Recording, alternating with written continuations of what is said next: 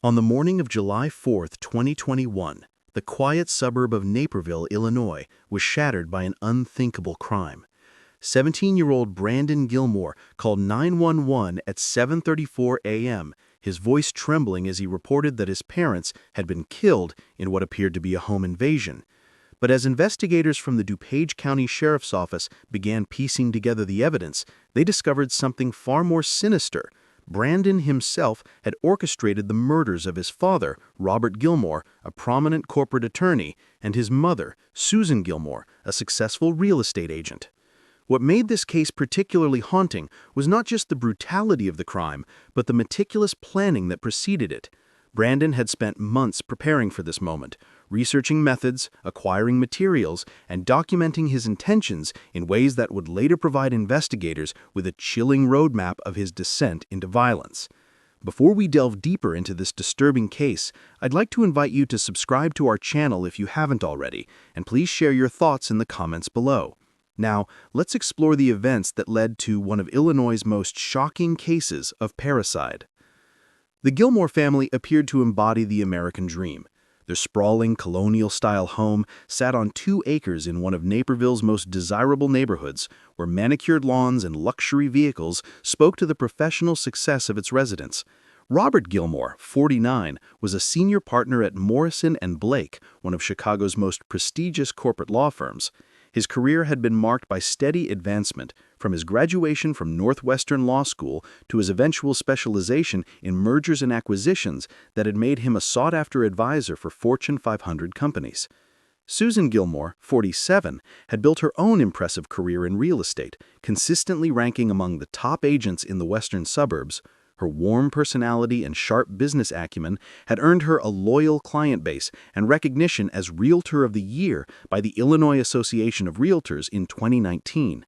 Together, Robert and Susan had created what neighbors described as an enviable lifestyle: international vacations, country club membership, and a beautiful home that served as the backdrop for elaborate holiday parties that had become neighborhood traditions. Brandon was their only child, born when both parents were in their early 30s and already established in their careers. From an early age, he had been enrolled in the best private schools, attended elite summer camps, and participated in enrichment programs designed to maximize his potential. His parents' high expectations were not unusual for their social circle, where children were groomed for Ivy League universities and prestigious careers from birth. But for Brandon, these expectations would become an unbearable weight that would ultimately drive him to commit the unthinkable. The Gilmore home itself was a testament to the family's success and aspirations. The 6-bedroom house featured the home theater, a wine cellar stocked with rare vintages, and a 3-car garage that housed Robert's Mercedes, Susan's BMW, and a Porsche that Brandon had been promised he could drive once he turned 18 and maintained a 4.0 GPA. His bedroom on the 2nd floor was larger than many studio apartments, complete with custom built-in shelving displaying his academic trophies and a state-of-the-art gaming setup that Robert had insisted be limited to weekends only. Independence Day 2021 had been planned as a celebration, not just of the holiday, but of Brandon's acceptance to several prestigious universities following his junior year. The Gilmores had invited extended family and close friends for a barbecue later that afternoon, with Susan spending the previous day preparing her famous potato salad and Robert ensuring the pool was perfectly maintained for guests. American flags lined their driveway, and red, white, and blue decorations adorned the front porch, creating a festive atmosphere that masked the horror about to unfold behind those walls. But as the sun rose over Naperville that Independence Day morning, Brandon Gilmore was not thinking about celebrations or family gatherings. He was thinking about freedom of a very different kind: freedom from his parents' control, freedom from their expectations, and access to the substantial wealth they had accumulated. In his 17-year-old mind, distorted by months of planning and rationalization, his parents had become obstacles rather than guides, problems to be eliminated rather than authorities to be respected. The timeline investigators would later piece together revealed that Brandon had risen at approximately 5:45 a.m., nearly 2 hours before his parents typically woke on weekend mornings. He had moved through the house with practiced silence, gathering the materials he had carefully hidden over the preceding weeks. The method he had chosen was poisoning, specifically using a substance he had acquired through a complex series of online transactions that had taken him months to orchestrate. Unlike the impulsive violence of many juvenile offenders, Brandon's approach was methodical, calculated, and designed to initially appear as natural deaths or perhaps food poisoning from the previous night's food preparation. Brandon had researched his chosen poison extensively, spending hours in the Naperville Public Library using their computers to avoid leaving traces on his home devices. He had learned about its symptoms, its detection window, and most importantly, its delayed effects that would give him time to establish an alibi.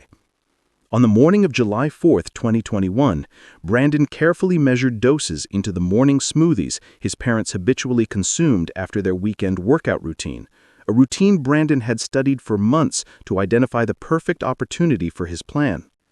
Robert and Susan consumed their poisoned smoothies at approximately 6:30 a.m., discussing their plans for the day's festivities and reminding Brandon of his responsibilities as host. They showed no immediate symptoms, which is exactly what Brandon had anticipated based on his research. The poison he had selected typically took several hours to reach critical toxicity levels, during which time he planned to be visibly present but not suspiciously attentive to his parents' condition. By 7:15 a.m., both parents were experiencing initial symptoms they likely attributed to minor stomach upset. Susan texted her sister, canceling their planned early morning walk and mentioning she wasn't feeling well. Robert, known for his stoic demeanor, said nothing but retreated to the master bedroom, assuming he had perhaps eaten something disagreeable the previous evening. Neither parent suspected their own son of poisoning them, even as their conditions rapidly deteriorated. Those minutes before first responders arrived were critical ones that Brandon had carefully planned. He used the time to hide the poison's original container, which he had already wiped clean of fingerprints and placed in a plastic bag destined for a public trash can he would pass on his next errand run. He also sent several text messages to friends, establishing a digital footprint of his supposed shock and distress. "Something's wrong with my parents. They're really sick. Ambulance is coming," he texted to 3 different classmates, creating what he believed would be evidence of his genuine concern and surprise. When paramedics arrived at 7:42 a.m., they found Robert Gilmore unconscious on the master bedroom floor, and Susan Gilmore collapsed in the adjoining bathroom. Both were exhibiting symptoms consistent with severe poisoning, including respiratory distress, seizures, and loss of consciousness. The paramedics immediately began life-saving measures while simultaneously alerting the hospital's emergency department to prepare for 2 critical patients with unknown toxic exposure. Brandon's performance for the first responders was, by all accounts, convincing. "I don't understand what happened," he told the paramedics, his face appropriately pale and his hands visibly shaking. "They were fine last night. We were planning a 4th of July party. This doesn't make sense." One paramedic would later testify that Brandon appeared genuinely distraught, even offering to ride in the ambulance with his parents. This offer was declined due to protocol requiring family members to follow in separate vehicles, a detail that Brandon had not anticipated but adapted to smoothly.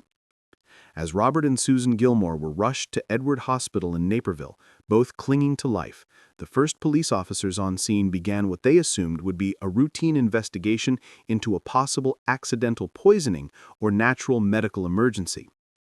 Officer Jennifer Walsh conducted a brief walkthrough of the house, noting no signs of forced entry, no evidence of intruders, and no immediate indicators of foul play. The kitchen appeared normal, with the previous evening's dishes neatly placed in the dishwasher and the smoothie blender sitting in the sink, rinsed but not yet washed. Brandon accompanied Officer Walsh through this initial inspection, maintaining his role as concerned son with remarkable discipline. When asked about his parents' activities over the previous 24 hours, he provided detailed answers that were entirely consistent with the truth, omitting only his own deadly contribution to their morning routine. "Mom made potato salad yesterday for today's party. Dad grilled some chicken for dinner. Everything seemed totally normal. They were both excited about having everyone over today." At Edward Hospital, medical staff worked frantically to stabilize Robert and Susan Gilmore, but their conditions continued to deteriorate despite aggressive treatment. The emergency room physicians, suspecting poisoning but unsure of the specific toxin, administered broad-spectrum treatments while simultaneously drawing blood samples for comprehensive toxicology screening. Dr. Michael Chen, the ER attending physician, noted in his initial assessment that the symptoms and rapid progression suggested a particularly toxic substance, possibly something intentionally administered rather than accidental exposure. Robert Gilmore was pronounced dead at 9:17 a.m., approximately 3 hours after consuming the poisoned smoothie. Susan Gilmore fought longer, her body struggling against the toxin's effects, but she ultimately succumbed at 10:43 a.m. Both deaths occurred before the initial toxicology results could be completed, although the medical team's suspicions of intentional poisoning had already been communicated to the DuPage County Sheriff's Office, triggering a shift from routine medical investigation to potential homicide inquiry.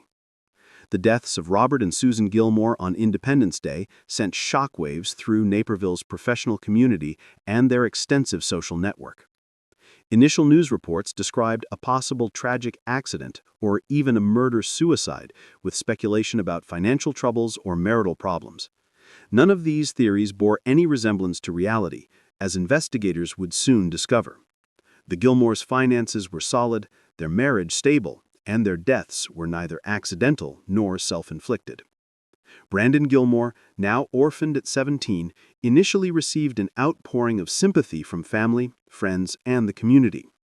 His maternal aunt, Patricia Morrison, rushed to the hospital and then took Brandon to her home, where she attempted to comfort him while making the necessary calls to other family members.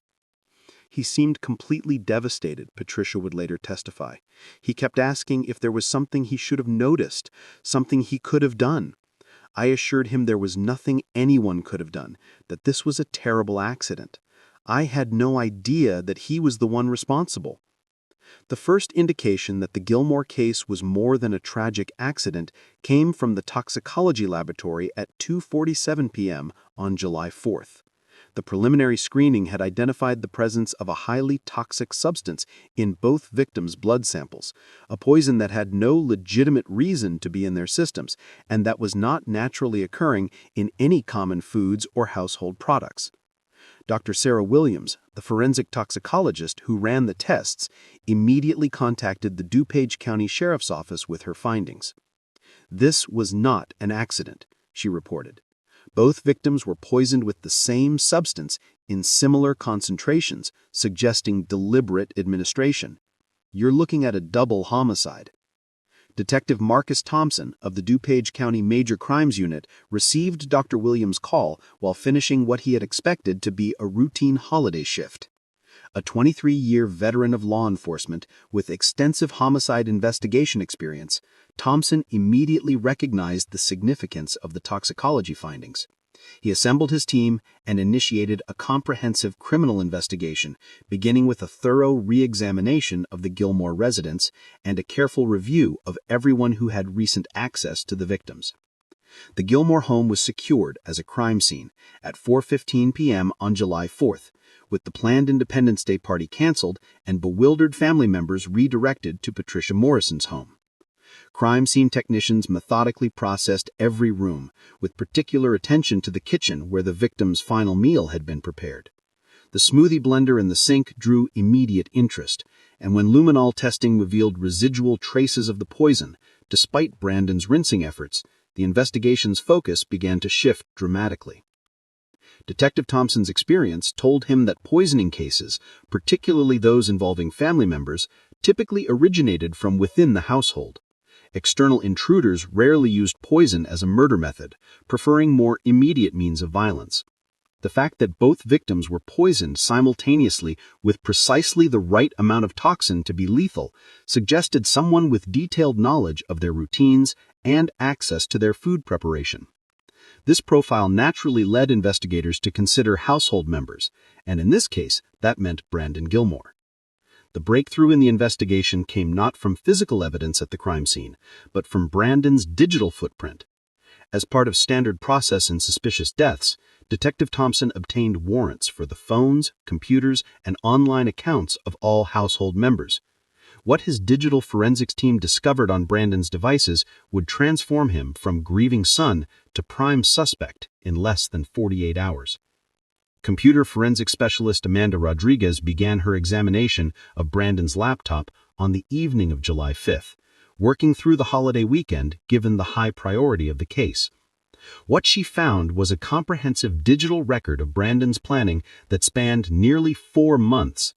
"I've analyzed devices in hundreds of criminal cases," Rodriguez would later testify, "but I've never seen such detailed documentation of premeditated murder as what Brandon Gilmore left on his computer."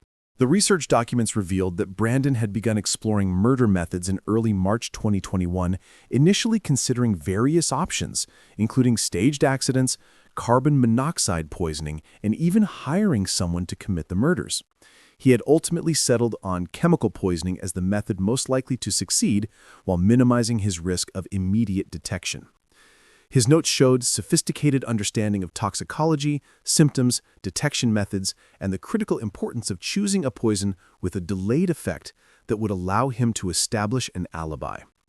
He researched like he was writing a term paper, Detective Thompson observed during a case briefing. He had citations, comparison charts, pros and cons lists for different poisons. This wasn't some impulsive teenage fantasy. This was systematic planning with the goal of actually killing his parents and getting away with it. The Bitcoin transactions proved to be the digital equivalent of the ammunition purchase in the Westerfield case, concrete evidence of Brandon taking definitive action to acquire the means of murder. Between April 15th and May 30th, 2021, Brandon had made a series of cryptocurrency purchases totaling approximately $2,400, using gift cards bought with cash at various convenience stores to maintain anonymity. These bitcoins were then used to purchase the poison from a dark web marketplace specializing in toxic substances marketed as research chemicals.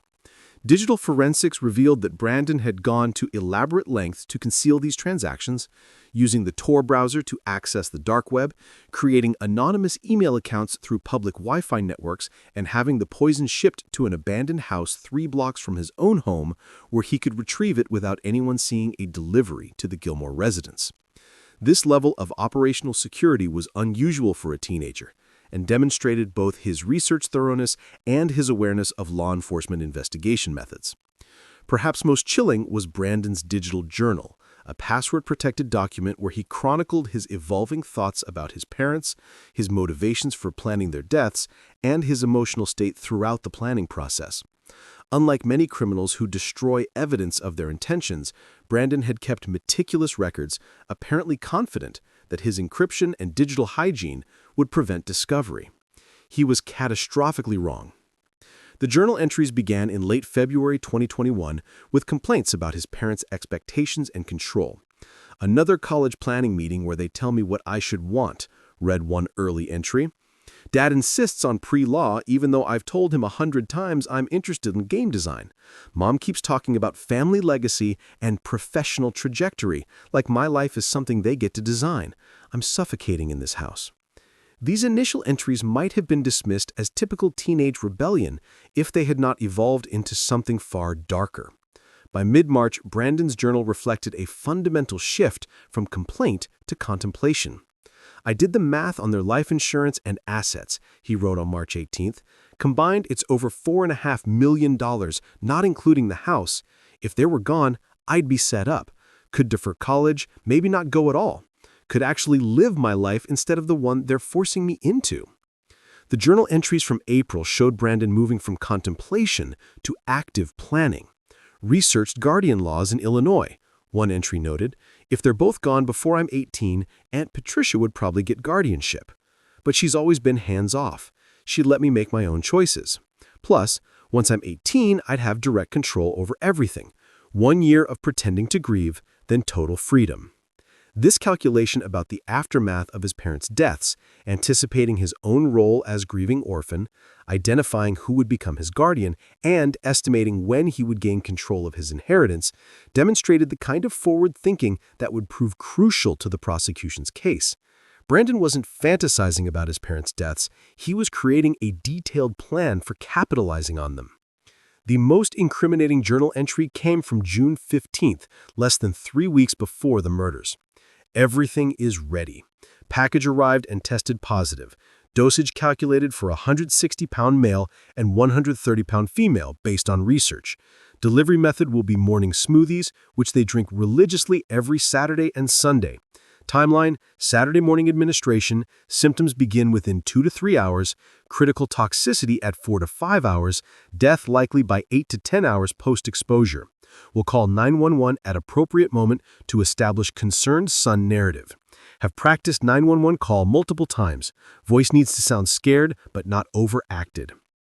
This entry alone would have been sufficient to prove premeditation, but Brandon had gone further, creating what he called a post-event checklist that included items like dispose of container in public trash, send shocked texts to friends, accept Aunt Patricia's offer to stay with her, and attend funeral with appropriate grief but not overdone emotion.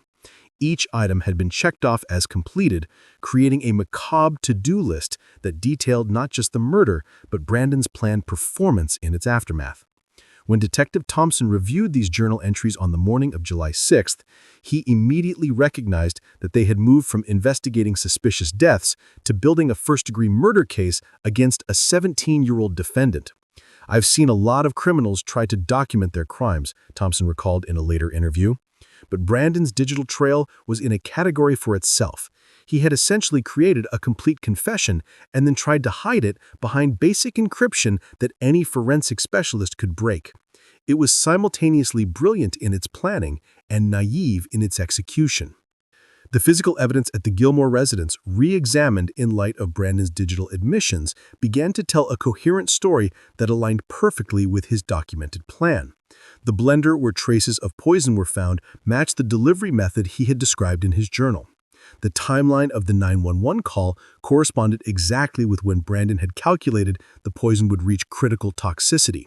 Even small details, like which public trash can he had used to dispose of the poison's container, were specified in his notes and subsequently confirmed by investigators who retrieved the container exactly where Brandon had indicated he would place it.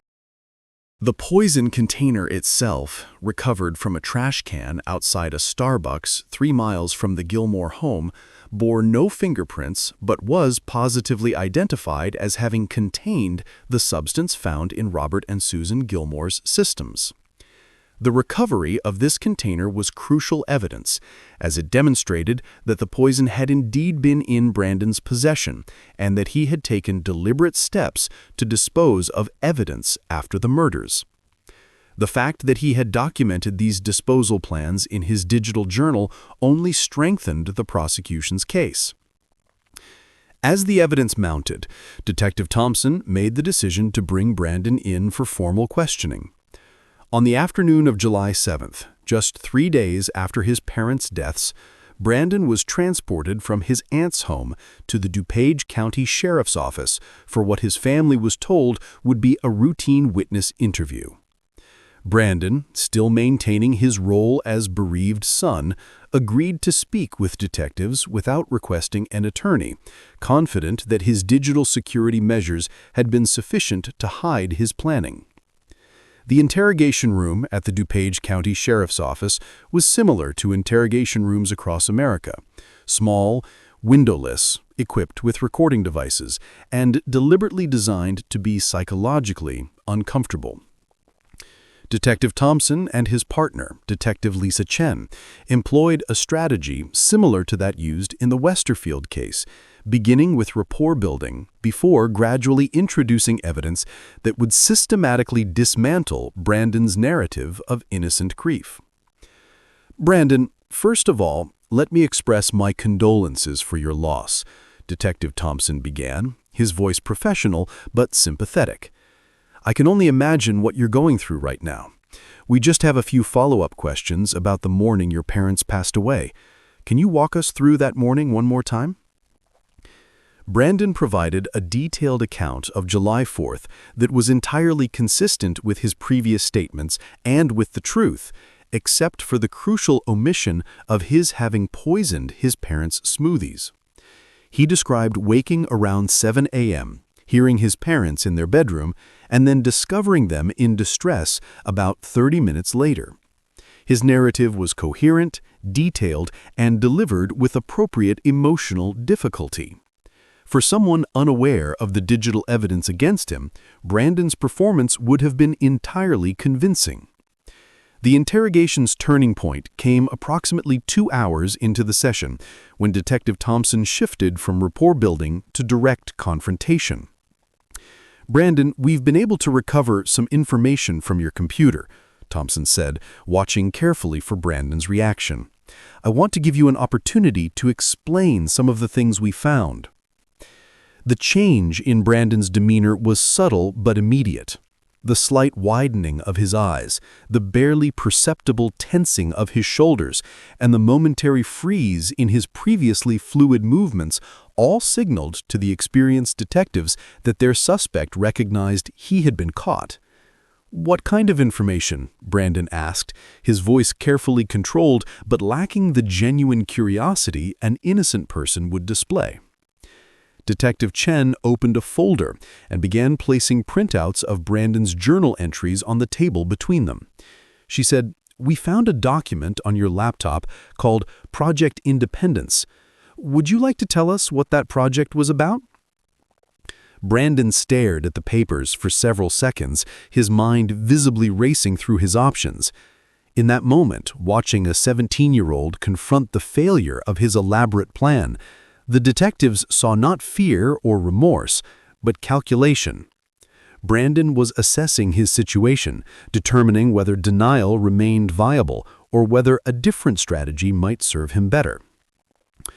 "I want to talk to a lawyer," Brandon finally said, the 3 words that effectively ended the interrogation, but confirmed what detectives already knew: they had their killer. Even though Brandon had invoked his right to legal counsel before making any direct admissions, the digital evidence alone was devastating enough to build a comprehensive case. The DuPage County State Attorney's Office reviewed the evidence package assembled by Detective Thompson's team and authorized charges of 2 counts of first-degree murder against Brandon Gilmore on July 9, 2021, just 5 days after his parents' deaths. The arrest warrant was executed at Patricia Morrison's home, where Brandon had been staying under his aunt's care. Patricia, who had initially been completely supportive of her nephew, was present when detectives arrived to take Brandon into custody. "I don't understand," she said, her voice breaking as officers placed handcuffs on Brandon. "Brandon is just a boy. There must be some mistake. Brandon loved his parents." Brandon's response to his arrest was eerily calm. Unlike the practiced distress he had displayed after his parents' deaths, he now showed a flat affect that suggested emotional exhaustion, or perhaps a sense of relief that his performance was over. "Can I get my phone?" he asked as officers led him to their vehicle. When informed that his phone was being held as evidence, he simply nodded and said, "I figured." The arrest of Brandon Gilmore generated immediate and intense media attention, with news crews descending on Naperville within hours of the charges being announced. The case had all the elements that captured public fascination: a wealthy family, a seemingly perfect life shattered by violence, and a teenage defendant whose apparent normalcy made the crimes even more incomprehensible. Local news, initially, then national outlets, picked up the story, with cable news programs running constant coverage and bringing in experts to analyze how a 17-year-old honors student could meticulously plan and execute the murders of his own parents. The reaction in Naperville's professional community was one of shock and disbelief. Robert Gilmore's law partners released a statement expressing their profound sorrow and their complete inability to comprehend how this tragedy could have occurred. Susan's colleagues in real estate struggled to reconcile the successful, loving mother they had known with the victim of her own son's calculated violence. Several of Susan's clients reported that she had spoken frequently and proudly about Brandon's accomplishments, never once suggesting any serious conflicts or concerns about their relationship. Brandon's classmates at Naperville Central High School, where he had just completed his junior year, were similarly bewildered. Brandon was kind of quiet, but not in a creepy way, one student told reporters. He got good grades, never caused trouble, never seemed angry or violent. This doesn't make any sense.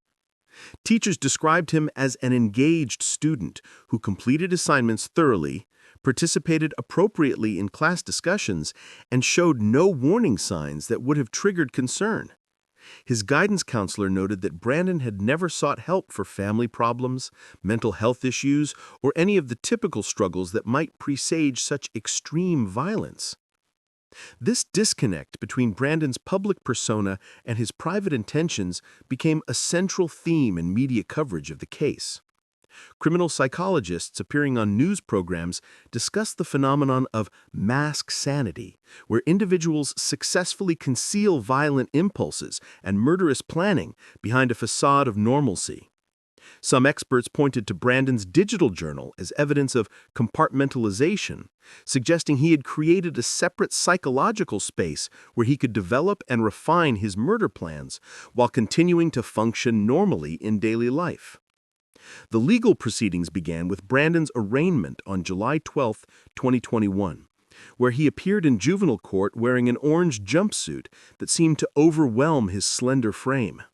His court-appointed attorney, veteran defense lawyer Rebecca Martinez, entered a plea of not guilty on Brandon's behalf and immediately raised the question of whether her client should be tried as a juvenile or certified to stand trial as an adult.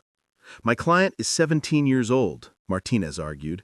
"He should be afforded the protections and considerations that our juvenile justice system was designed to provide." The prosecution, led by DuPage County Assistant State Attorney David Wilson, countered that the extraordinary premeditation evidenced in Brandon's digital records and the heinous nature of parricide justified adult certification. This was not an impulsive act by an emotionally immature teenager, Wilson argued. This was a calculated, methodically planned double homicide motivated by greed and a desire to escape parental authority. The defendant spent months researching, planning, and preparing. He acquired poison through elaborate cryptocurrency transactions. He documented every step of his plan. He practiced his 911 call to ensure his performance would be convincing. These are not the actions of a child deserving juvenile court leniency. These are the actions of someone who understood exactly what he was doing and chose to do it anyway. The certification hearing, held over 3 days in August 2021, became a preview of the arguments that would later dominate Brandon's murder trial. The prosecution presented Brandon's digital journal, his research on poisons, his Bitcoin transactions, and expert testimony on the level of planning required to execute such a scheme. Forensic psychologist Dr. Robert Mitchell testified that the sophistication of Brandon's planning demonstrated cognitive functioning consistent with adult capacity for deliberation and moral reasoning. The defense countered with testimony from adolescent brain development experts who explained that the teenage brain, particularly the prefrontal cortex, responsible for impulse control and consequence evaluation, remains in development until the mid-20s. Dr. Amanda Foster, a neuropsychologist specializing in juvenile offenders, testified that while Brandon had clearly engaged in planning, this did not necessarily indicate adult-level judgment or full appreciation of consequences.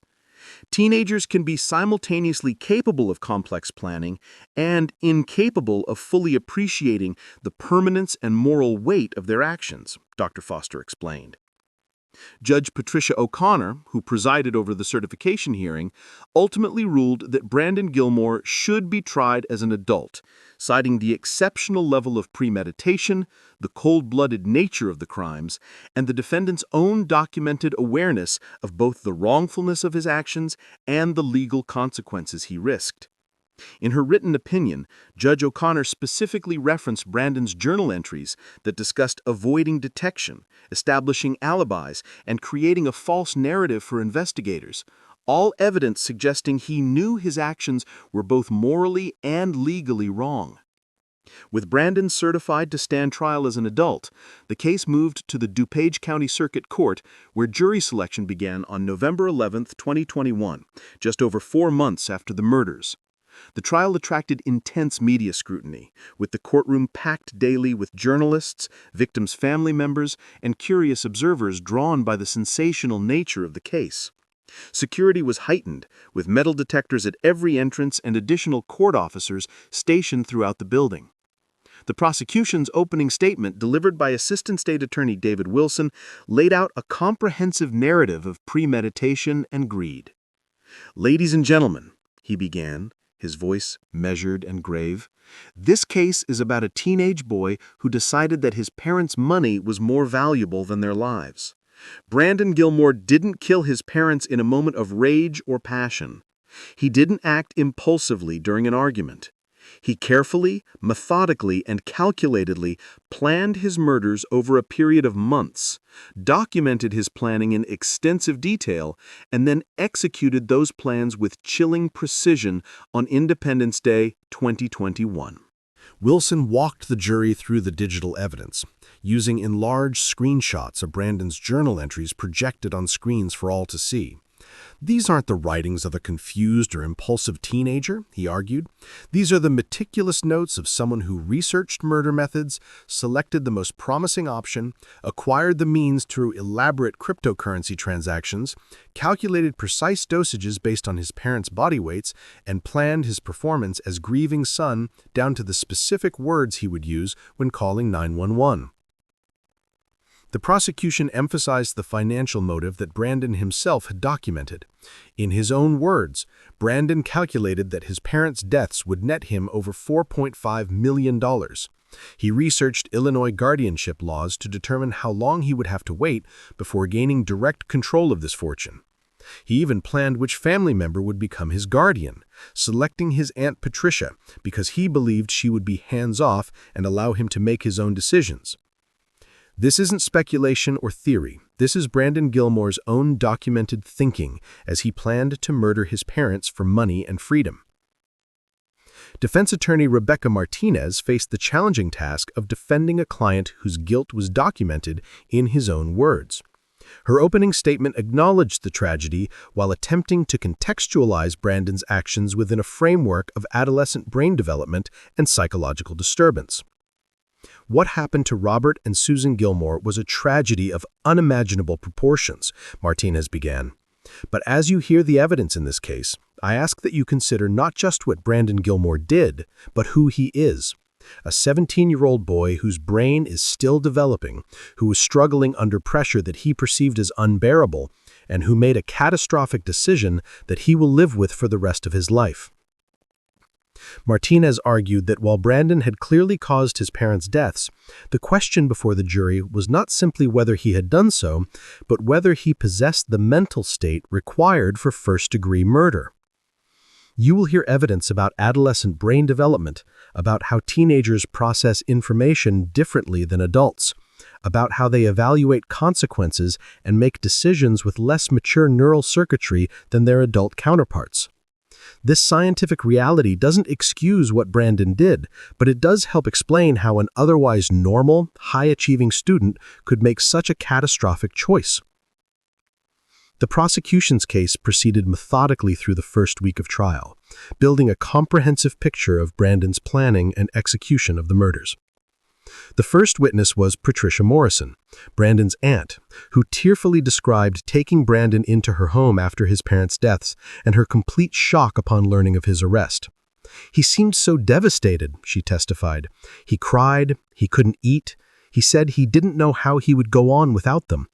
I held him while he cried, and now I know it was all an act, that he was the one who killed my sister."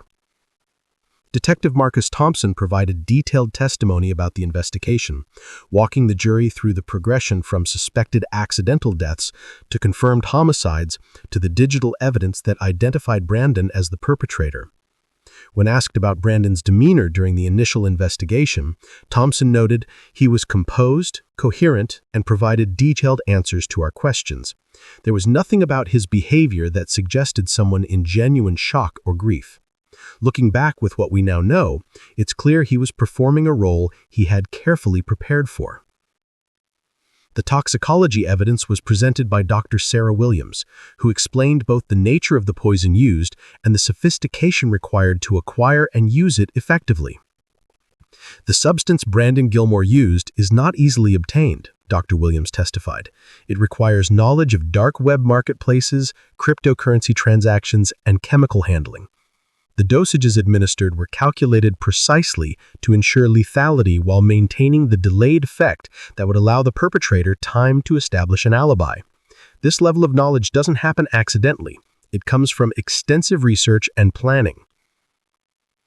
Computer forensic specialist Amanda Rodriguez spent an entire day on the witness stand, methodically walking the jury through Brandon's digital footprint.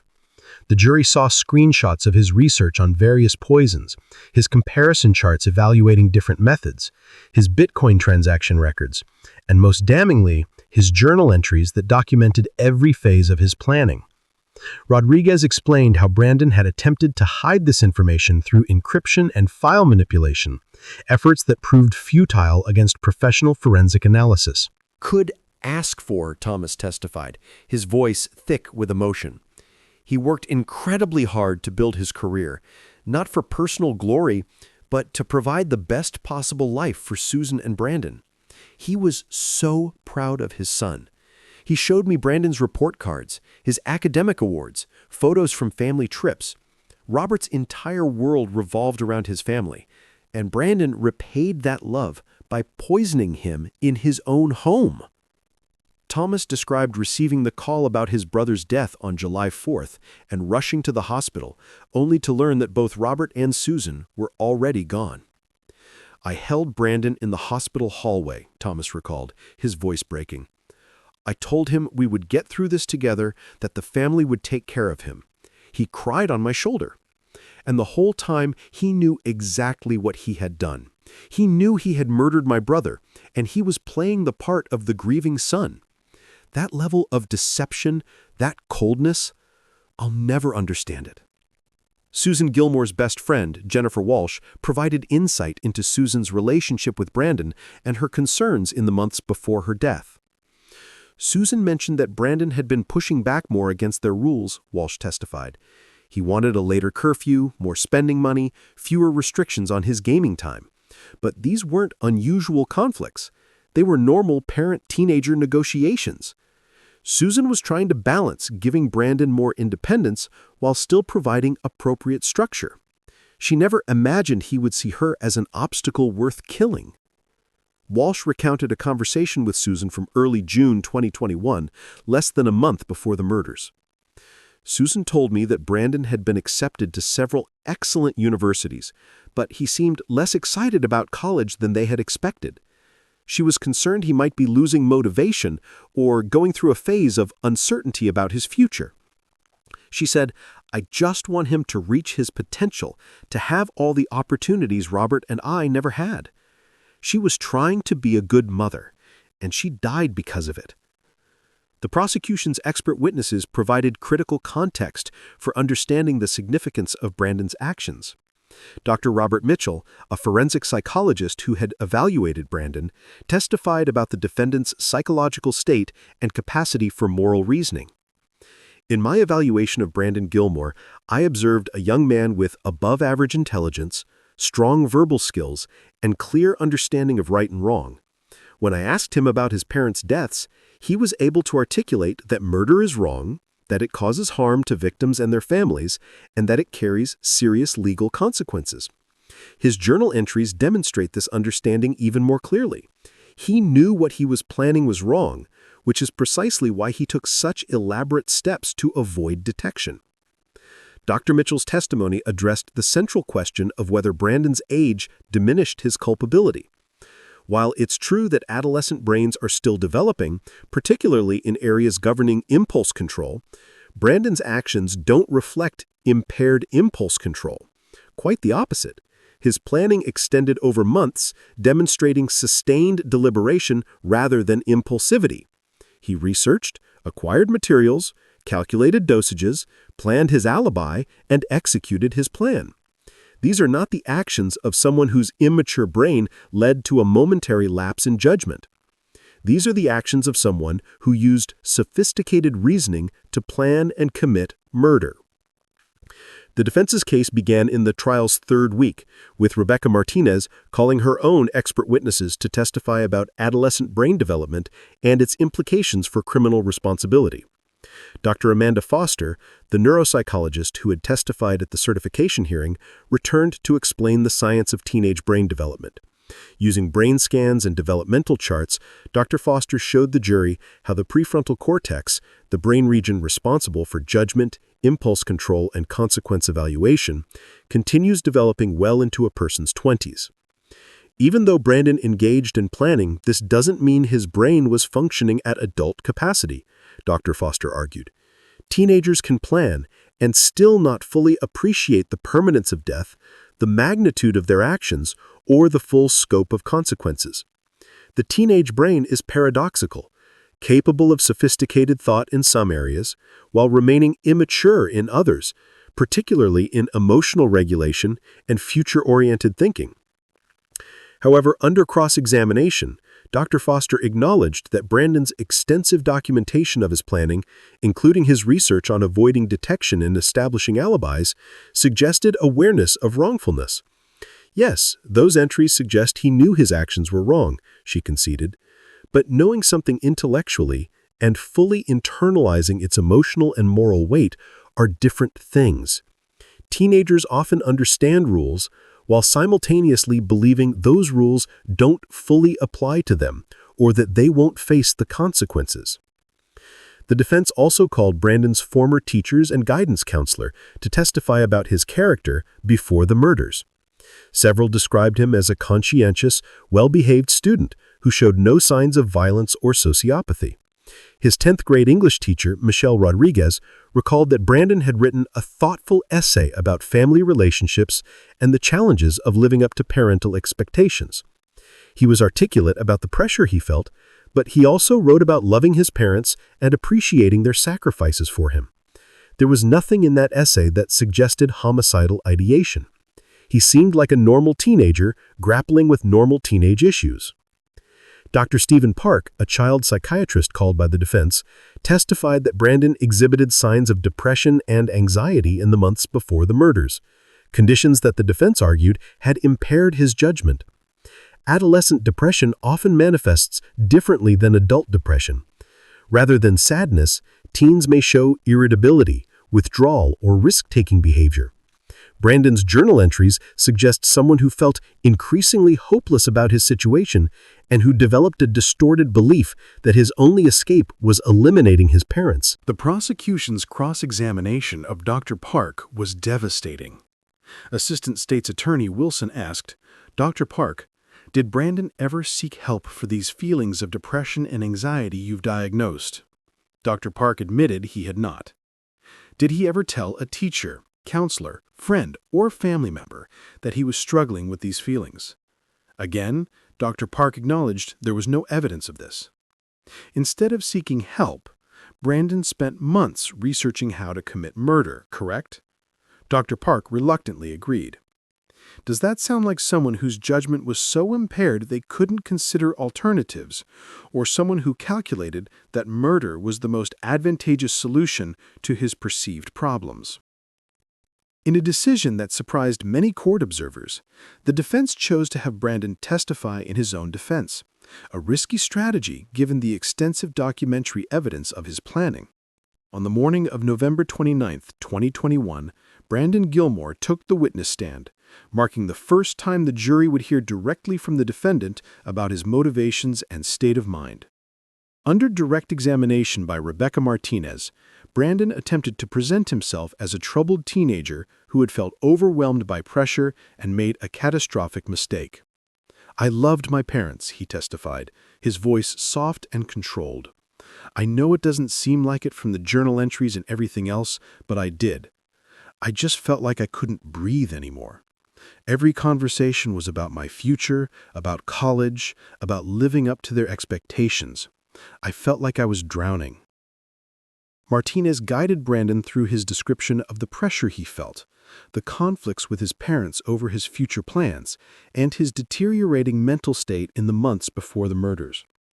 "When did you first start thinking about harming your parents?" she asked. Brandon claimed the thoughts began as intrusive ideation that he initially tried to dismiss. "At first, they were just random, terrible thoughts that I would push away," he said. "But they kept coming back, and eventually I started thinking about them more seriously. I know that sounds crazy, but that's what happened." However, Brandon's testimony became problematic when Martinez asked him about the extensive planning documented in his digital records. "That journal makes it seem much more calculated than it really was," Brandon claimed. "I was just writing down thoughts, not actually making a real plan. I never really thought I would go through with it until the morning it happened." This assertion directly contradicted the evidence, and the jury members' skeptical expressions suggested they weren't buying it. The prosecution's cross-examination of Brandon was brutal and methodical. David Wilson began by having Brandon read aloud several of his journal entries, forcing him to confront his own words. "Mr. Gilmore, please read this entry from June 15th for the jury," Wilson instructed. Brandon read, "Everything is ready. Package arrived and tested positive. Dosage calculated for 160-pound male and 130-pound female based on research." Wilson paused.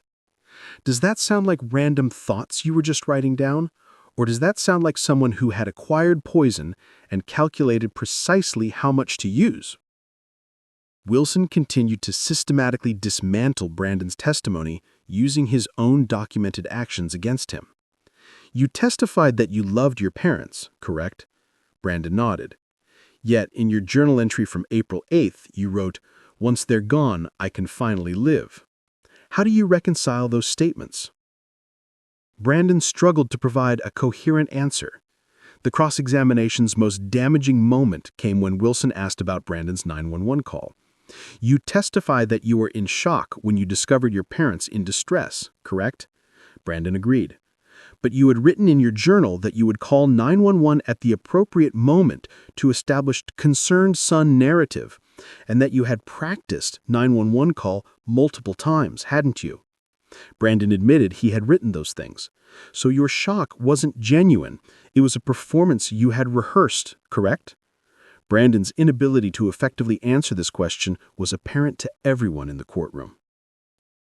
Wilson's final question was devastating in its simplicity. "Mr. Gilmore, in your journal entry from May 20th, you wrote, 'I did the math on their life insurance and assets. Combined, it's over $4.5 million. Did you write that?" Brandon confirmed he had. "So when you poisoned your parents on July 4th, 2021, you knew exactly how much their deaths would be worth to you financially, didn't you?" Brandon's whispered yes was barely audible, but it confirmed what the prosecution had argued from the beginning. This was murder motivated by greed and a desire for freedom, not a tragic mistake by a troubled teenager. The trial concluded with closing arguments on December 6, 2021. David Wilson delivered a powerful summation that tied together all the evidence presented over the previous 4 weeks. Brandon Gilmore had a choice. He could have talked to his parents about his feelings. He could have sought help from a counselor or therapist. He could have simply waited until he turned 18 and gained more independence naturally. Instead, he chose to research poisons, acquire them through elaborate means, calculate precise dosages, and administer lethal toxins to his parents while they slept. Then he watched them die, called 911 at the precisely right moment to appear concerned but not culpable, and performed the role of grieving son that he had rehearsed. These were not the actions of someone whose immature brain led to a tragic mistake. These were the actions of a calculated killer who decided his parents' money was worth more than their lives. Rebecca Martinez's closing argument acknowledged the evidence while appealing to the jury's compassion for a young defendant. Yes, Brandon Gilmore caused his parents' deaths. That's not in dispute. But the law requires you to consider not just what happened, but the mental state and capacity of the person who caused it to happen. Brandon was 17 years old with a brain that was still developing, under pressure he perceived as unbearable and spiraling into a mental health crisis that no one recognized. The tragedy here is not just that Robert and Susan Gilmore died, but that a teenager reached such a state of desperation and distorted thinking that he saw murder as his only option. That doesn't excuse what Brandon did, but it does help to explain it, and it should influence how you determine his level of culpability. The jury began deliberations on the afternoon of December 6th, receiving instructions from Judge Patricia O'Connor on the legal requirements for first-degree murder, second-degree murder, and manslaughter. They deliberated for approximately 9 hours over 2 days before reaching a verdict on the morning of December 8th, 2021. When the jury returned to the courtroom, the tension was palpable. Brandon sat between his attorneys, his face pale but expressionless.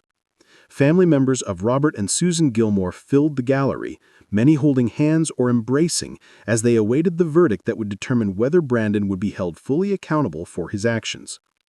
On the count of first-degree murder in the death of Robert Gilmore, how do you find? Judge O'Connor asked the jury foreperson. We find the defendant guilty. On the count of first-degree murder in the death of Susan Gilmore, how do you find? We find the defendant guilty. The verdicts were unanimous, and Judge O'Connor polled each juror individually to confirm their agreement. Brandon showed minimal reaction, simply closing his eyes briefly when the verdicts were read. Family members in the gallery wept quietly, some in relief that justice had been served, others in the complicated grief of a family destroyed by violence from within. Following the verdicts, several jurors spoke to the media about their deliberations. The journal entries were impossible to ignore, one juror stated. This wasn't someone who made a split-second decision. This was someone who spent months planning, researching, and preparing. The brain development arguments made sense in theory, but when you looked at the actual evidence of what Brandon did and how he did it, it was clear he understood exactly what he was doing and why it was wrong. The sentencing hearing was scheduled for January 20th, 2022, approximately 6 weeks after the conviction. The intervening period allowed for the preparation of detailed pre-sentence investigation reports and victim impact statements from dozens of family members, friends, and colleagues of Robert and Susan Gilmore. The sentencing hearing drew an even larger crowd than the trial had, with additional media trucks filling the courthouse parking lot and security increased to handle the volume of spectators. Under Illinois law, Brandon faced a sentence of 20 to 60 years for each count of first-degree murder, with the possibility of consecutive sentencing that could result in 40 to 120 years in prison. The victim impact statements consumed most of the first day of the sentencing hearing. Thomas Gilmore, Robert's brother, spoke about the ripple effects of the murders through their extended family. "My parents, Brandon's grandparents, had to bury their son," Thomas said, his voice heavy with grief. "My mother suffered a stroke 3 weeks after Robert's funeral. The doctors said the stress was a contributing factor. She's partially paralyzed now, unable to attend this hearing. Brandon didn't just kill his parents, he devastated an entire family, destroyed countless lives, and created pain that will echo through generations." Susan's sister, Elizabeth Morrison, described the impact on Susan's elderly mother who had been living in an assisted living facility. "Our mother has dementia," Elizabeth testified. "We've had to tell her multiple times that Susan is gone, and each time she learns it anew, she breaks down as if hearing it for the first time. But we've decided not to tell her that Brandon killed Susan. That knowledge would destroy her completely. So she asks about her grandson, and we lie and say he's doing well at school because the truth, that her grandson murdered her daughter for money, is simply too horrific for her diminished capacity to process." Colleagues from Robert's law firm spoke about the legacy of service and mentorship he had provided to younger attorneys. "Robert Gilmore represented the best of our profession," stated senior partner Michael Morrison. "He could pursue pure profit, but he dedicated significant time to pro bono work and to training the next generation of attorneys. The young lawyers he mentored carry his lessons forward, but they do so knowing that his life was cut short by the person he had devoted himself to raising and supporting." Susan's clients and colleagues in real estate provided heartbreaking testimony about her dedication to helping families find homes. Susan treated every client like family, recalled fellow agent Patricia Chen. She worked with first-time homebuyers with limited budgets with the same dedication she showed to luxury clients. She once told me that helping people find the right home was about creating the foundation for family memories. The irony that she was killed in the home where she was trying to create memories with her own family is almost unbearable. Perhaps the most emotionally devastating testimony came from Brandon's former Little League coach, David Martinez, who had known Brandon since he was 8 years old. "I coached Brandon for 5 years," Martinez testified, visibly struggling to maintain his composure. "Robert came to every single game, every practice. He was Brandon's biggest cheerleader. When Brandon hit his first home run, Robert was jumping up and down in the stands like his team had won the World Series. He loved that boy so much, and Brandon repaid that love by poisoning him. I keep thinking about Robert in those stands, so proud of his son, and I wonder at what point Brandon decided that man deserved to die. I'll never understand it." The prosecution's sentencing recommendation was delivered by David Wilson, who argued for the maximum consecutive sentence. "Your Honor, the defendant spent 4 months planning these murders, documenting their plans in extensive detail, and ultimately executing those plans with precision. He then performed grief for his family and investigators, maintaining that performance until digital evidence exposed his guilt. Even during trial, he showed no genuine remorse, only regret at being caught. This level of calculation, deception, and continued manipulation warrants the maximum sentence available under law." The defense's sentencing argument, delivered by Rebecca Martinez, focused on Brandon's age and capacity for rehabilitation. "Your Honor, Brandon Gilmore was 17 when he committed these crimes. Yes, they were terrible crimes, carefully planned and horrifically executed. But the law recognizes that juveniles are different, that their capacity for change exceeds that of adult offenders, and that sentences for juvenile offenders should reflect the possibility of redemption. We ask the court to impose a sentence that acknowledges the severity of these crimes while preserving some possibility of eventual release after substantial incarceration and rehabilitation." When given the opportunity to address the court before sentencing, Brandon rose slowly, his orange prison jumpsuit seeming to emphasize his youth. What he said in that moment would become one of the most discussed aspects of the entire case. "I know I'm supposed to say I'm sorry and that I regret what I did, but I need to be honest. I don't really understand why I did what I did. I look back at my journal entries, at all the planning, and it's like reading about someone else. I don't recognize that person anymore." He paused, seemingly gathering his thoughts. "My lawyers have told me that if I show remorse, it might help my sentence, but I don't want to lie anymore. The truth is, I'm not sure what I feel. I know my parents are dead. I know I caused it, but I don't feel the way I think I'm supposed to feel about that. Maybe that means something's wrong with me. Maybe that's why I could plan this and do it. I don't know. All I know is that I made a choice, and now I have to live with the consequences of that choice." This statement, neither a clear expression of remorse nor a complete denial of responsibility, left many in the courtroom uncertain whether Brandon was being genuinely honest about his emotional limitations or continuing to manipulate the proceedings. Judge O'Connor's expression revealed nothing as she prepared to deliver her sentence. "Mr. Gilmore, I have presided over criminal cases for 18 years, and I have never encountered a case quite like yours. The premeditation you demonstrated was extraordinary. The calculation you showed in acquiring poison, determining dosages, and planning your performance as grieving son demonstrated a level of sophistication that belies your age. Your journal entries reveal someone who understood not just what they were planning to do, but why it was wrong and how to attempt to avoid consequences." The judge continued, addressing the central tension in the case. "Your defense has argued that your age should mitigate your culpability, that your still developing brain impaired your judgment and capacity for moral reasoning.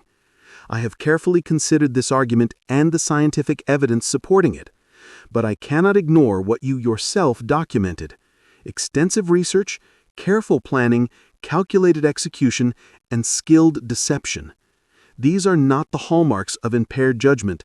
These are the hallmarks of someone who used sophisticated reasoning to pursue a terrible goal. The judge then addressed Brandon's statement to the court. "You said you don't understand why you did what you did, and that you don't feel the way you think you should feel about your parents' deaths. That admission is perhaps the most honest thing you have said throughout these proceedings, and it's also the most disturbing. It suggests not temporary impairment or distorted thinking, but a fundamental deficit in empathy and moral feeling that raises serious questions about your capacity for rehabilitation." The courtroom was completely silent as Judge O'Connor prepared to announce her sentence. It is the judgment of this court that on the charge of first-degree murder of Robert Gilmore, you are sentenced to 60 years in the Illinois Department of Corrections. On the charge of first-degree murder of Susan Gilmore, you are sentenced to 60 years in the Illinois Department of Corrections. These sentences will run consecutively for a total sentence of 120 years. Under Illinois law, you will be required to serve 100% of the first sentence and approximately 85% of the second sentence before being eligible for parole, meaning you will serve a minimum of approximately 111 years. Given your current age of 17, you will be approximately 128 years old before you could potentially be released. The sentence was effectively life in prison, and audible gasps rippled through the courtroom as the magnitude of Judge O'Connor's decision became clear. Brandon showed no visible reaction, simply staring straight ahead as his attorneys placed supportive hands on his shoulders. Family members of Robert and Susan embraced, some in relief, others still struggling with the reality that no sentence could restore what had been lost. In her concluding remarks, Judge O'Connor addressed the broader implications of the case. In prison, Brandon Gilmore was housed in an adult facility after turning 18, serving his sentence in the general population after initial segregation for his protection. Prison officials reported that he was a model inmate who caused no disciplinary problems, participated in educational programs, and maintained minimal contact with other inmates. He declined most interview requests from journalists and true crime documentarians, though he did participate in one academic study on juvenile lifers, telling researchers, "I understand what I did. I understand why I'm here. But I still don't really feel the emotional weight of it the way I think I should. Maybe that will come with time, or maybe I'm just missing something that other people have." This continuing emotional flatness, even years after the murders, lent credence to the prosecution's argument that Brandon's actions reflected not temporary impairment, but a fundamental deficit in normal human empathy and moral feeling. Forensic psychologist Dr. Robert Mitchell, who had evaluated Brandon before trial, followed up with him periodically and noted in a 2026 assessment, Brandon Gilmore demonstrates remarkable intellectual insight into his crimes and their consequences, but continues to show minimal emotional connection to the human impact of his actions. He can articulate that what he did was wrong and understand why intellectually, but he doesn't seem to feel the moral weight of having killed his parents. This disconnect suggests possible narcissistic or antisocial personality features that, combined with his age at the time of the crimes, created the perfect storm for the violence he committed. The 10th anniversary of Robert and Susan Gilmore's murders in July 2031 was marked by a memorial service attended by over 200 family members, friends, and colleagues. Thomas Gilmore, now in his late 50s and serving as the keeper of his brother's memory, spoke about the enduring impact of the loss. 10 years later, we still feel Robert and Susan's absence at every family gathering, every holiday, every milestone, he said. "My children grew up without their uncle and aunt. My parents died without ever truly recovering from the loss of their son. The ripples of Brandon's actions continue to spread through our family and will for generations." The service also honored the legacy of service that Robert and Susan had embodied, with speakers noting the lives touched by Robert's legal work and Susan's dedication to helping families find homes. They devoted their lives to making their community better, noted Naperville Mayor James Chen. That they were killed by the person they had devoted themselves to raising and supporting remains one of our community's most profound tragedies. But their legacy of service continues through the foundations established in their names and through the example they set of dedicating one's professional life to helping others. The case also became a standard topic in criminal law and psychology courses, used to examine questions about juvenile culpability, the role of premeditation in determining guilt, and the intersection of adolescent brain development with criminal responsibility. Legal scholars continued to debate whether Brandon's sentence was just or excessive, with some arguing it appropriately reflected the severity of his calculated actions, while others maintained it failed to adequately account for his youth and capacity for eventual change. The Gilmore case will likely remain controversial indefinitely, observed Northwestern law professor Sarah Martinez in a 2030 Law Review article. It sits at the intersection of multiple unresolved tensions in American criminal justice: how to balance accountability with capacity for rehabilitation, how to weigh chronological age against demonstrated sophistication, and how to respond when juvenile offenders commit crimes that seem to demand adult consequences. There are no easy answers, which is perhaps why the case continues to generate such passionate debate. For those who knew Robert and Susan Gilmore personally, the legal and philosophical debates were secondary to the ongoing grief of having lost two people who had dedicated their lives to service and family. 10 years later, I still sometimes reach for the phone to call Susan before remembering she's gone, her best friend Jennifer Walsh said in a 2021 interview. I think about the grandchildren she'll never meet, the careers she would have mentored, the families she would have helped. All of that potential was stolen not by a stranger or random violence, but by her own son who decided his freedom and access to money were worth more than his parents' lives. That's a kind of betrayal that doesn't heal with time. The Gilmore tragedy stands as a sobering reminder that violence can emerge from unexpected sources, that privilege and opportunity provide no immunity from family dysfunction, and that the teenage years, with their complex interplay of developing cognition and still forming moral reasoning, can sometimes produce incomprehensible tragedies.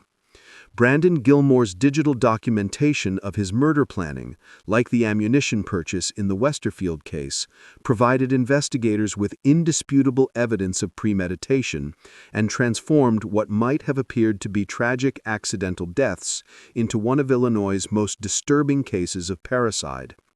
As Brandon Gilmore serves his sentence in an Illinois prison, unlikely to ever be released given his effective life sentence, the fundamental questions raised by his case remain unresolved.